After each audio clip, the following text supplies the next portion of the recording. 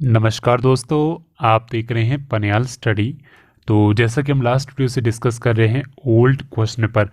तो अभी तक अगर आपने कोई भी वीडियो नहीं देखी है हमारी इस पर्टिकुलर सीरीज़ पे, तो आप वीडियो सेक्शन में जाके चेक कर सकते हो, या फिर आप हमारी जो प्लेलिस्ट है जो मैंने अलग से तैयार की है आप उसे भी चेक कर सकते हो। उसमें काफ़ी सारे क्वेश्चन ऑलरेडी हम डिस्कस कर चुके हैं, अगर आप पहली बार हमारे चैनल को देख रहे हो।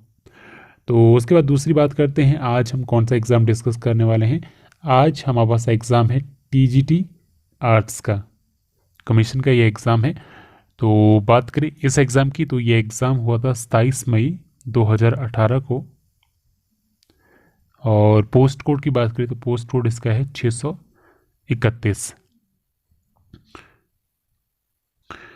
और इसमें आपके पास टोटल क्वेश्चन रहते हैं 170, जिसमें आपके पास जो टाइम रहता है वो रहता है 2 घंटे का, और जो मैक्सिमम मार्क रहते हैं वो रहते हैं 85। और उसके बाद दूसरी बात यहाँ पे करते हैं क्वेश्चन डिस्ट्रीब्यूशन की। कौन कौन से टॉपिक इसमें कवर किए जाते हैं, किस टॉपिक से कितने क्वेश्चन इसमें पूछे गए हैं। तो जो मैं बताने वाला हूँ वो बताने वाला हूँ इस एग्ज़ाम के थ्रू आपको। जो भी इस क्वेश्चन पेपर में आपसे टॉपिक पूछे गए हैं, कितने क्वेश्चन किस पर्टिकुलर टॉपिक के हैं, वो मैं आपको बताऊंगा। तो ये एग्ज़ाम है 2018 का। उसके बाद भी शायद 1 या 2 एग्ज़ाम हुए हैं टीजीटी आर्ट्स के।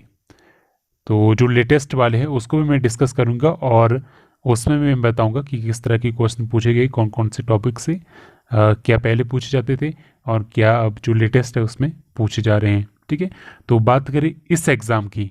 ये एग्ज़ाम जो 2018 में हुआ था, जिसका पोस्ट के जो 631 है, उसमें क्या क्या टॉपिक पूछे गए थे और कितने कितने उसमें से क्वेश्चन आए थे। तो पहले क्वेश्चन डिस्ट्रीब्यूशन की ही बात करते हैं, उसके बाद मैं इसका फर्स्ट पार्ट डिस्कस करूंगा। तो चलिए पहले बात करते हैं टॉपिक्स की। तो सबसे पहले आपके पास जो क्वेश्चन इसमें पूछे गए हैं वो पूछे गए हैं इकोनॉमिक्स के। इकोनॉमिक्स के इसमें क्वेश्चन पूछे गए हैं 25। और उसके बाद दूसरे आपके पास क्वेश्चन पूछे गए हैं इसमें साइकोलॉजी के। साइकोलॉजी की बात करें तो यहाँ भी 25 क्वेश्चन इसके पूछे गए हैं। अगर आपको नहीं पता तो आप इसे नोट भी कर सकते हो। ये जो भी पैटर्न बताने वाला हूँ ये है इस एग्ज़ाम का। ठीक है, उसके बाद जो नेक्स्ट मैं क्वेश्चन पेपर डिस्कस करूँगा वो टीजीटी आर्ट्स का ही करूँगा, और वो करूँगा जो लेटेस्ट अभी हुआ है, अभी हाल ही में जो एग्ज़ाम हुआ है, ताकि आपको थोड़ा सा डिफरेंस पता लग सके कि क्या कोई चेंज आया है पैटर्न में, जो सब्जेक्ट या फिर जो टॉपिक कवर किए जा रहे हैं एग्ज़ाम में, कितने क्वेश्चन उसमें से आते हैं उस चीज़ में। ठीक है, तो पहले फ़िलहाल आप इसको देखिए। उसके बाद जब मैं नेक्स्ट डिस्कस करूँगा तो उसमें भी हम इसके बारे में बात करेंगे। और उसके बाद आपके पास नेक्स्ट जो सब्जेक्ट इसमें कवर किए गए हैं वो है इंग्लिश। इंग्लिश के इसमें 15 क्वेश्चन पूछे गए हैं। उसके बाद है हिमाचल जीके। हिमाचल जीके के इसमें 25 क्वेश्चन पूछे गए हैं। उसके बाद नेक्स्ट आपके पास टॉपिक है करंट अफेयर का। करंट अफेयर की बात करें तो करंट अफेयर के इसमें सिर्फ 10 क्वेश्चन पूछे गए हैं। तो करंट अफेयर कौन से मंथ की पूछे गए हैं, तो जैसे ही हम इस पार्ट में पहुँचेंगे करंट अफेयर की, तो उसमें आपको मैं क्वेश्चन भी आपको बता दूंगा, और साथ ही साथ जो मंथ है, कौन से मंथ की एग्ज़ाम अगर आप दे रहे हो टीजीटी आर्ट्स का, तो कितने मंथ की आप करंट अफेयर पढ़े, ताकि आपकी तैयारी भी अच्छे से हो और आपका टाइम भी सेव हो। तो वो भी मैं आपको उसी टाइम बताऊंगा जब इसको डिस्कस करूंगा। और उसके बाद आपके पास है रीजनिंग। रीजनिंग की बात करें तो रीजनिंग में भी इसमें टोटल 10 क्वेश्चन पूछे गए हैं। उसके बाद आपके पास है सोशल साइंस। सोशल साइंस में आपके पास हिस्ट्री की बात करें तो हिस्ट्री के टोटल 17 क्वेश्चन पूछे गए हैं। जियोग्राफी की बात करें तो जियोग्राफी की 14 क्वेश्चन। और उसके बाद बात करें पॉलिटी की, इंडियन पॉलिटी की, इसमें टोटल 9 क्वेश्चन पूछे गए हैं। तो टोटल सोशल साइंस में आपकी 40 क्वेश्चन इसमें कवर किए गए हैं। उसके बाद बात करें जनरल साइंस की, तो जनरल साइंस में आपके पास इसमें क्वेश्चन पूछे गए हैं 10। और सबसे लास्ट इसमें है हिंदी। हिंदी के भी इसमें 10 क्वेश्चन पूछे गए हैं एग्ज़ाम में। तो ये था एग्ज़ाम का पैटर्न, किस तरह से इसमें क्वेश्चन पूछे गए हैं, क्या क्या टॉपिक इसमें कवर किए गए हैं। तो जो भी इस एग्ज़ाम में टॉपिक कवर किए गए हैं वो मैंने आपको बता दिए, कितने टॉपिक से, क्या क्या टॉपिक से, और कितने कितने क्वेश्चन उसमें से पूछे जा रहे हैं। तो आप इसको नोट भी कर सकते हो। बाकी इसके बाद जो नेक्स्ट मैं एग्ज़ाम डिस्कस करूंगा तो वहाँ पे आप थोड़ा सा डिफरेंस निकाल सकते हो कि यहाँ पे कितने क्वेश्चन पूछे गए हैं पर्टिकुलर टॉपिक से, और वहाँ पे कितने क्वेश्चन पूछे गए हैं जो लेटेस्ट वाला है। ठीक है, तो एग्ज़ाम तो हम दोनों डिस्कस करेंगे, आप इस बात की टेंशन ना ले। तो चलिए अब डिस्कस करते हैं इसका फर्स्ट पार्ट। तो फर्स्ट पार्ट आपके पास है इकोनॉमिक्स का, तो उसकी 25 क्वेश्चन में पहले ही बताता हूँ आपको। बाकी ये जो मैंने पैटर्न बताया ये काफ़ी ज़रूरी था बताना, ताकि जो फर्स्ट टाइम तैयारी कर रहे हैं टीजीटी आर्ट्स की तो उनको थोड़ा सा आइडिया लग सके कि किस टॉपिक से एग्ज़ाम में कितने कितने क्वेश्चन पूछे जाते हैं, ताकि वो अपनी तैयारी अच्छे से कर सकें।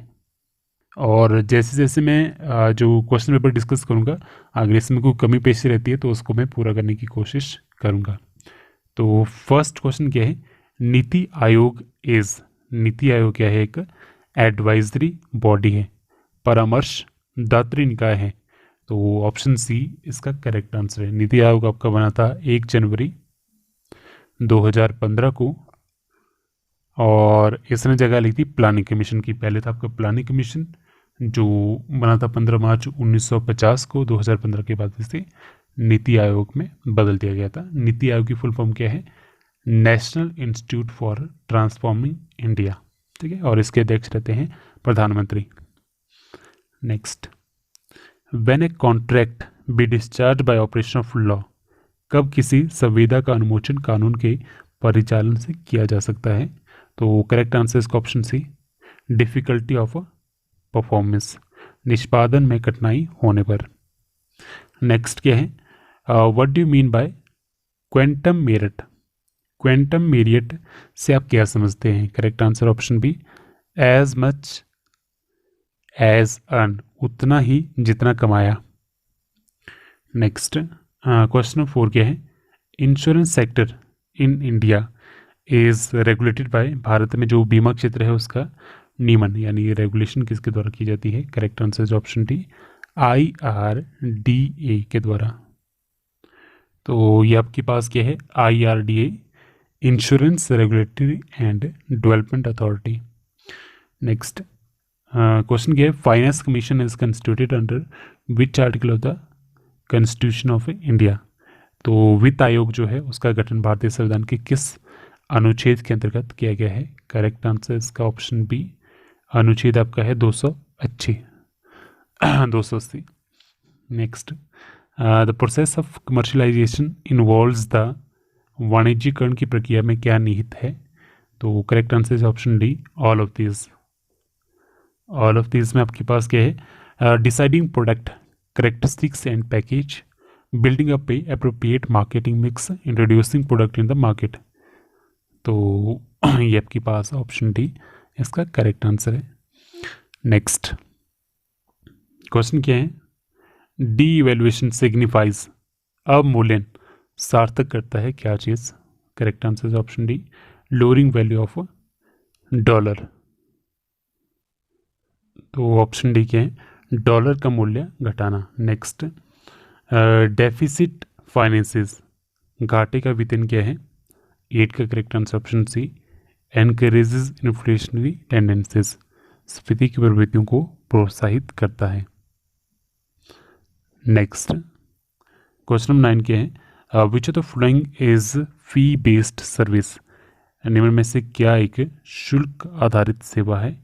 9 का correct answer option D, portfolio management. Next, merchant banking service in India was started in the year. तो 10 का करेक्ट आंसर आपके पास ऑप्शन ए, 1967 में स्टार्ट हुआ था ये। Next, which one of the following is not a banking financial institution, तो इनमें से कौन सा एक गैर बैंकिंग वित्तीय संस्था है। तो करेक्ट का आंसर इसका 11 का ऑप्शन सी, PNB। तो PNB आपका एक नॉन बैंकिंग फाइनेंशियल इंस्टीट्यूशन नहीं है। ठीक है, तो यहाँ हिंदी में नहीं लिखा है, ये थोड़ा मिस कर दिया है।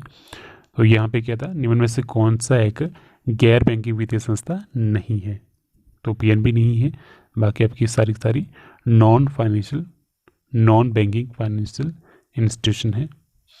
Next, the mutual fund concept was started in the year, तो ये कब म्यूचुअल फंड की अवधारणा किस वर्ष आई थी? तो correct answer is option D, none of this. तो इसका आपके पास करेक्ट आंसर क्या रहेगा? 1963, 1963 में। Next, the primary aim of leverage fund is to blank capital appreciation, तो लेवरेज फंड का जो प्राथमिक लक्ष्य पूंजी मूल्यवर्धन है वो क्या है? तो 13 का correct answer option C, maximise, अधिकतम करना, मैक्सिमाइज करना उसको।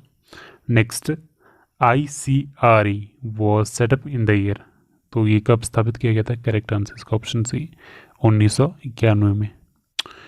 तो ये आपके पास फुल फॉर्म क्या है इसकी? ICRA की investment information and credit rating agency, ठीक है, जो बनती है 1991 में। नेक्स्ट क्या है? CRISIL was set up in the year, तो इसका आपके पास करेक्ट आंसर ऑप्शन सी, 1987। और इसके आपके पर्पस जो फुल फॉर्म क्या है? Credit rating information service of India limited, CRISIL, जो बना था 1987 में। नेक्स्ट क्वेश्चन क्या है? Which of the following does not involve any interest payment, तो इनमें से किसमें किसी ब्याज का भुगतान सन्निहित नहीं होता है, इन्वॉल्व नहीं होता है? Correct answer option B, debit card में। नेक्स्ट क्वेश्चन नंबर 17 क्या है?